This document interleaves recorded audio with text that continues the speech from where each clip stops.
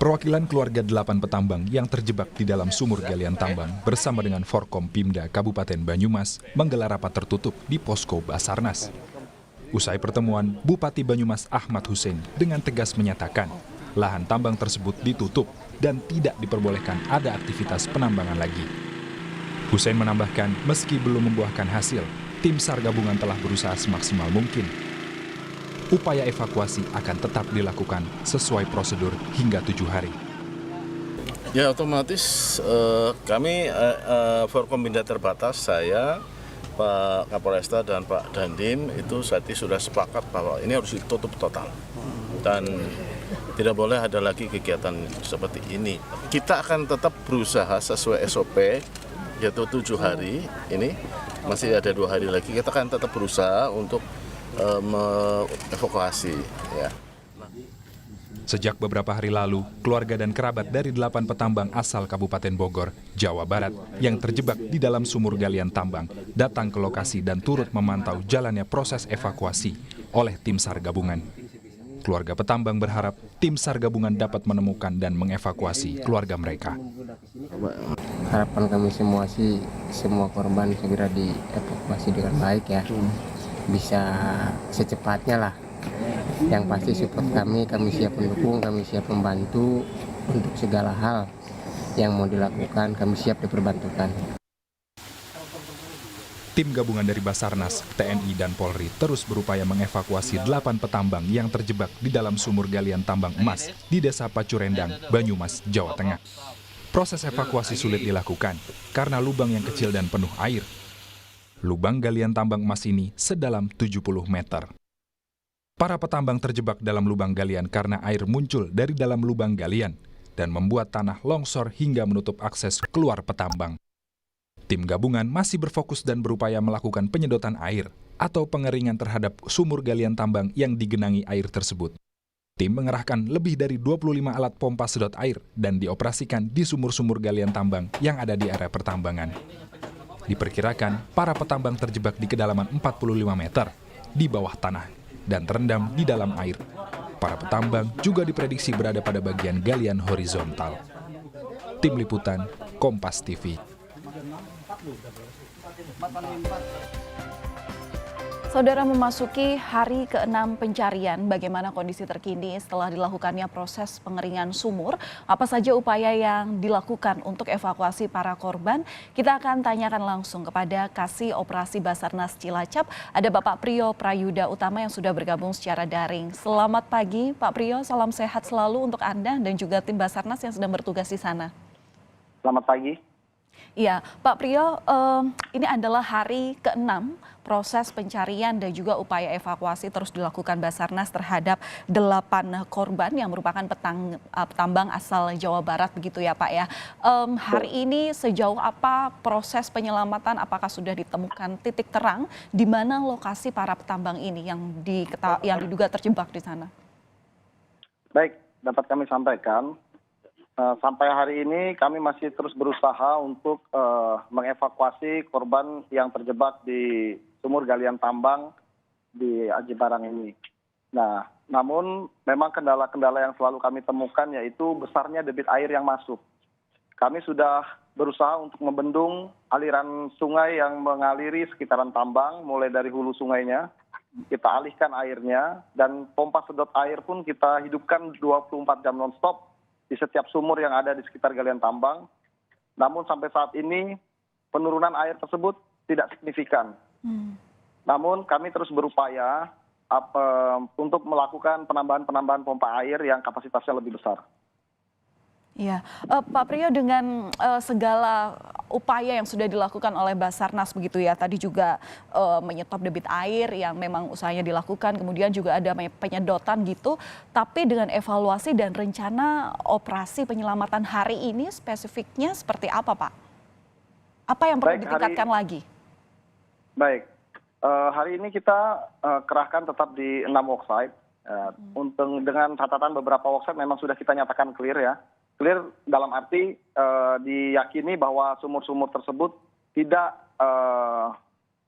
ikut memberikan debit air tambahan kepada sumur galian di mana korban terjebak. Nah, dan alat-alat deteksi kami pun sudah kami gunakan, alat deteksi pergerakan, namun memang dikarenakan di bawah ini tertutup dengan air, sehingga hasil dari alat deteksi itu tidak maksimal. Demikian. Iya. Pak Priyo, kami juga sebelumnya sempat membaca sejumlah informasi bahwa tentu kan pekerjaan Basarnas ini bekerja sama dengan otoritas terkait, salah satunya adalah ESDM yang kemudian juga memasukkan kamera hole ke dalam lubang tempat masuknya para petambang ini. Nah, ini hasilnya seperti apa, Pak? Apakah dari kamera hole ini sudah ditemukan titik atau berapa kedalaman para petambang ini berada? Posisi korban di mana gitu, Pak? Baik, jadi dapat kami sampaikan bahwa kamera hole tersebut hanya sanggup untuk masuk ke lubang vertikal pertama. Sedangkan kondisi situasi di lubang galian tambang itu berliku-liku hingga kedalaman 60 meter. Itu juga menjadi kendala. Nah, hasil dari pemantauan kamera hole milik SDM didapatkan hasil gambar yaitu air sudah tercampur lumpur. Sehingga untuk visibility juga sangat berkurang. Demikian. Oke, berarti sampai saat ini dugaan di mana kedalaman korban itu di berapa meter kedalaman belum diketahui ya Pak ya? Secara pasti kami belum mengetahui, namun secara hasil penggalian informasi kami terhadap para pekerja tambang yang shift 1, mereka menyatakan bahwa kebiasaan mereka kerja atau mungkin kami dapat bilang SOP mereka kerja biasanya, mereka bekerja berdampingan. Dalam hal ini mereka kemungkinan besar berada di lapisan tikungan 3 dan 4. Lapisan tikungan 3 dan 4 itu berarti ada di kedalaman berapa meter? Di kedalaman sekitar 40 sampai 60 meter. 40 sampai 60 meter. Pak Priyo, ini kan juga kita sudah melihat ada 5 hari proses pencarian, ini adalah hari ke-6 begitu. Bagaimana jika melihat kemungkinan, apakah para korban ini masih bisa diselamatkan, Pak? Kemudian tadi juga Bapak mengatakan bahwa air belum bisa disedot secara optimal, kemudian juga adanya lumpur yang menjebak atau menyulitkan para Basarnas sendiri untuk evakuasi.